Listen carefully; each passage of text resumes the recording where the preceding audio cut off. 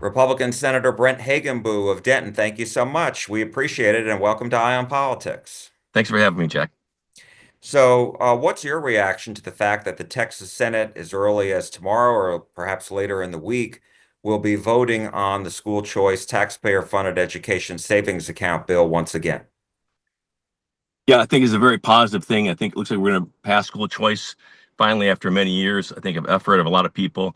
I think it's what the people of my district want and the people of Texas want. So I think it's a wonderful thing. And particularly when you think about it packaged together with a substantial investment in public schools at the same time. Why do you think that's so important? I think it's important for a few reasons. One is just, I think overall, the biggest thing is this, and I talked about this during my campaign, was I believe it's important for Texas parents to have a choice. And I don't believe just only wealthy people should have that choice. I think all Texans, at least in this bill, will give a substantial number, not everyone, but a large number of a chance to send their kids to a different school. And that there's a lot variety of reasons why that's important. It may be because they just have learning differences, or there's a different way they're learning, or the parents may not agree with some of the philosophy of the public school. There's a variety of reasons, but of course, we know that the founders meant for us to have a good education for children, and that's why we make such a big investment in this year. But and I think it's one of the most important things we can do. But I don't think they meant for it to be only public monopoly. And this gives an opportunity for choice for parents, and I think it'll create innovation. Innovation has been in competition has been wonderful for Texas and business for the United States, our country. I think it'll create innovation and be help everyone across the board, public and private schools, improve. As you know, Democrats who oppose this have called this welfare for the rich.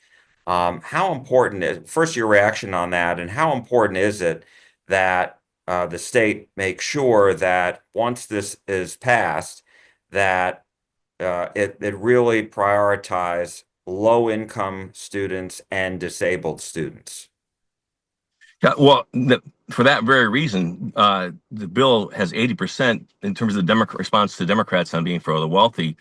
80% of the funding is set aside for lower income and disabled children. So we're focusing on that segment, and then 20% can be, anybody can apply for. And like I said before, I don't think it's only currently, only if you're wealthy, really, can you have the option of sending your kids to some other school other than the local public school. So I think this is the opposite of a bill for wealthy. I think it's to try to include everyone, including folks with lower income or kids with disabilities. And if that doesn't happen after the first, year of the program, because it's going to take a year to get this program up and running, and Sure. then we'll see in the 2026-27 school year who applied and who got in, et cetera. If it doesn't happen where most of these students are from low-income families or disabled students, what do you think will be the outcome of that? What do you think will happen?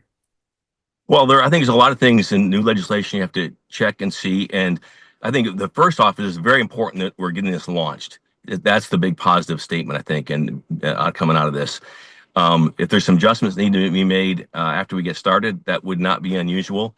I think we'll be on top of it and make those adjustments. But from what I see from the legislation, I have every reason to believe that it will be focused primarily on lower income and disabled kids.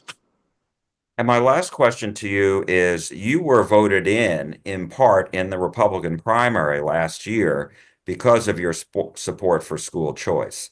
So talk to me about, coming into a race, it was an open seat, you were very much pro school choice, and now this is on the verge of once again passing in the Senate and then getting to the governor's desk, who obviously is going to sign it. Yeah, yes, that's true. I think I campaign very openly on supporting school choice. I believe in it for the reasons I've talked about. Like I said, I think every parent should have a choice, and we certainly will, move in that direction with this. But at the same time, in my campaign, I explained that when we look at other states that have done this successfully, like Florida, only about 5% of the students end up going to these non-public schools. And so we know that 95% plus of our kids still need a good public school system.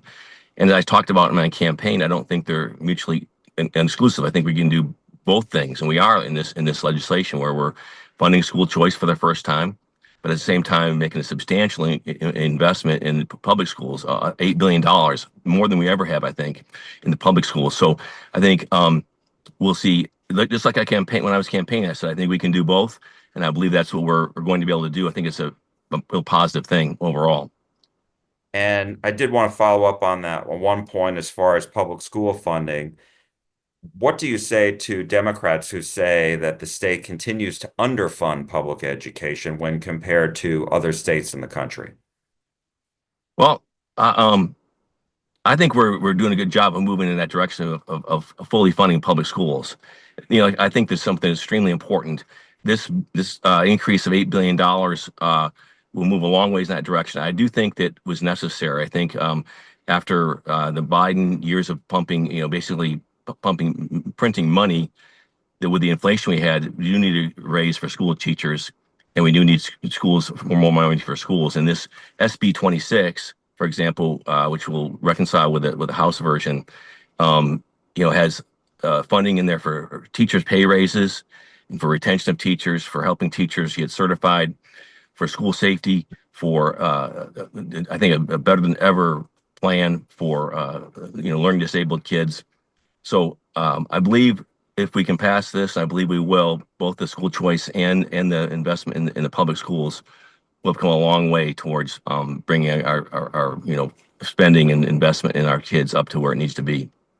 Do you anticipate a big fight back and forth between the Senate and House versions over public school funding and teacher pay raises?